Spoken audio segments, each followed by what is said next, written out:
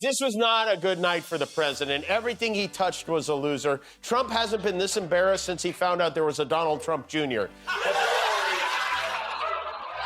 If you're tired of all the losing, fear not, he's got an excuse.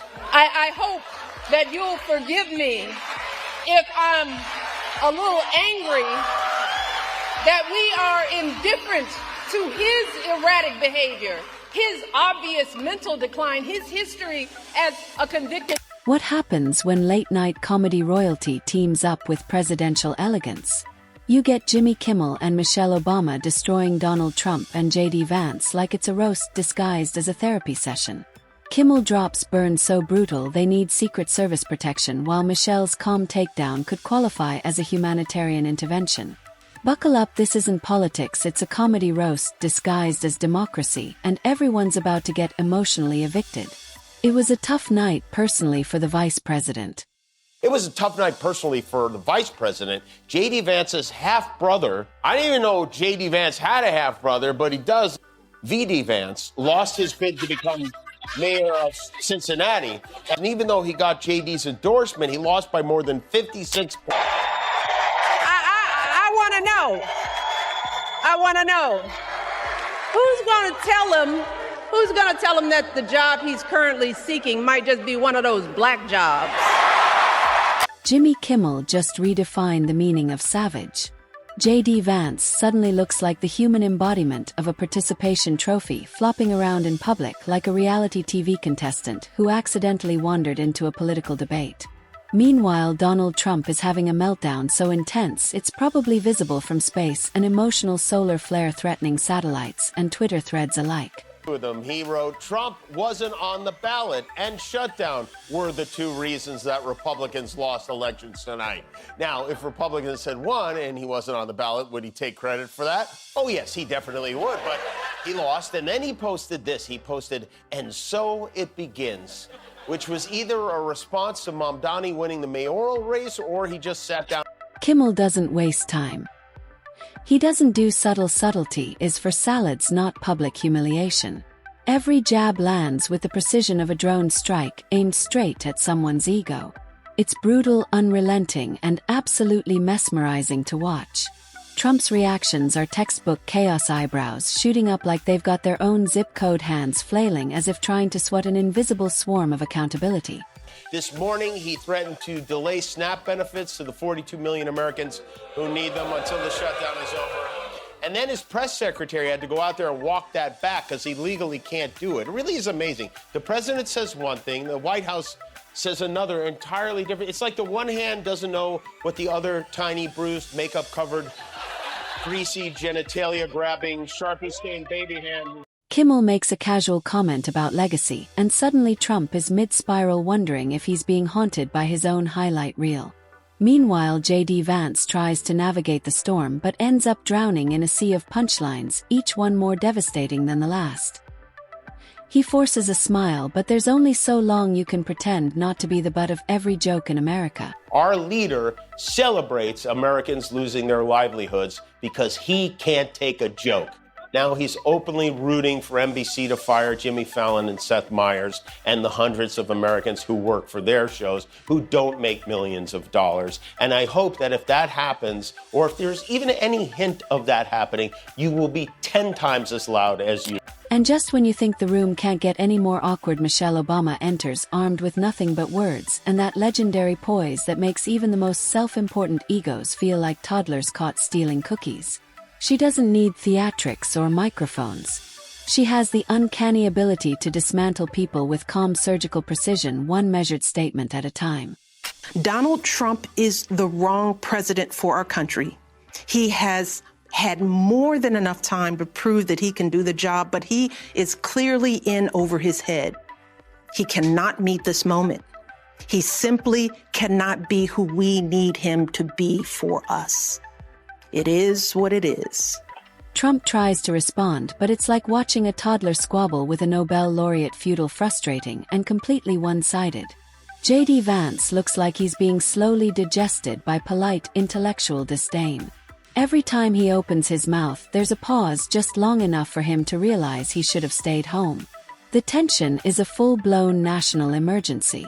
Kimmel treats the chaos like a symphony, every line a missile, every pun a landmine. Trump's rebuttals are laughable at best, unhinged at worst. He's playing chess while Kimmel plays 4D laser tag. And also, hey, you just think about how cruel a person has to be to cut off food to 42 million people. It's the kind of thing that makes you go, oh, no wonder his kids are like that. The guy who never missed a Happy Meal in his life is deciding who gets to eat in this country. So after a federal court ordered them to do it, the Trump administration agreed to pay half the benefits, which is not enough, so we are... Michelle Obama's approach is different, and that's what makes it devastating. No theatrics, no shouting, no desperate need for applause.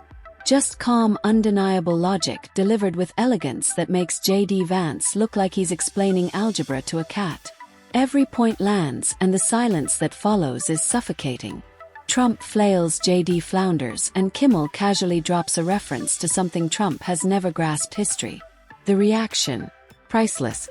A known slumlord, a predator found liable for sexual abuse, all of this while we pick apart Kamala's answers from interviews that he doesn't even have the courage to do, y'all. Please, do not hand our fates over to the likes of Trump, who knows nothing about us, who has shown deep contempt for us. And then there's Michelle Obama watching the chaos unfold with that signature calm, like a scientist observing a failed experiment. She interjects with insights sharp enough to slice through steel, graceful, firm, and perfectly timed. Trump and JD aren't just embarrassed, they're emotionally evicted from their own egos. Kimmel throws grenades, Michelle delivers poetic demolition. Together they're a force of nature, chaos and composure colliding in spectacular fashion. They see an entitlement that says only certain people belong here. That greed is good and winning is everything, because as long as you come out on top, it doesn't matter what happens to everyone else. And they see what happens when that lack of empathy is ginned up into outright disdain. They see our leaders labeling fellow citizens enemies of the state while emboldening torch-bearing white supremacy. This is a pure collision of ego and intellect, humor and poise, chaos and control. Kimmel turns the room into a pressure cooker while Michelle calmly lifts the lid. By the end, there's nothing left but the smell of humiliation. Trump's disbelief is a masterpiece, JD's confidence in shambles. Michelle's logic drips, slowly eroding arrogance like waves on a sandcastle. The message: you can't hide from wit and wisdom. It's not like Trump doesn't care about people. I mean, he has a lot of empathy. He's feeling especially bad right now for the family of the newly decrowned Jeffrey Epstein pal, the now former Prince Andrew. Prince Andrew in the UK has had his royal titles stripped away because of the Epstein scandal. I know you're closer to the royal family there. Do you have any thoughts on that? I feel very badly. I mean, it's a terrible thing that's happened to the family. That's been a tragic situation. And it's bad. Predictably, Trump doesn't handle it well. He raises his voice, doubling down like a man trying to win an argument with a hurricane. But Kimmel's humor transforms his rants into punchlines, while Michelle's composure turns his rhetoric into a case study in overreaction. JD's attempts at clarity land like whispers in a hurricane. It's chaos versus precision, and chaos never stood a chance. According to the Federal Bureau of Prisons, Diddy is scheduled to be released on May 8th, 2028, just in time to run for president. And Diddy requested a pardon from President Trump. You know, every so often I say something on the show that would make no sense if I heard it in like 2014. And Diddy has requested a pardon from President Trump is one of those. The audience watches wide-eyed. This isn't just entertainment, it's a masterclass in how to dismantle ego without breaking a sweat.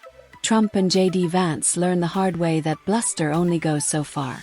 When wit meets wisdom, destruction becomes elegant.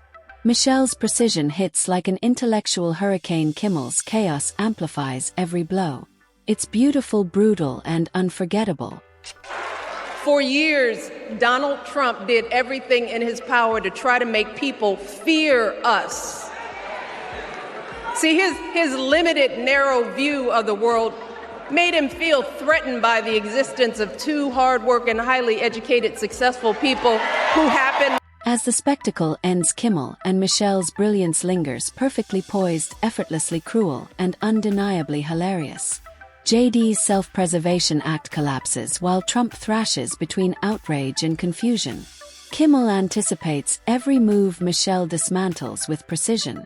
One is chaos, the other clarity. Together they redefine destruction. I mean, that son of a bitch, you know, is really unbelievable. Mr. Son of a Bitch. I mean, Mr. Son of a Bitch. His loyal. Yes, yeah, no, I never imagined that we'd ever have a president like this, and I hope we don't ever have another president like this again. I mean, I never even imagined there would ever be a situation in which the president of our country was celebrating hundreds of Americans. In the end, J.D. Vance tries to pretend none of it applies to him, but Michelle Obama's slow surgical precision leaves no escape. Trump's ego shrivels in real time, J.D.'s confidence evaporates, and the audience witnesses a poetic takedown of arrogance itself.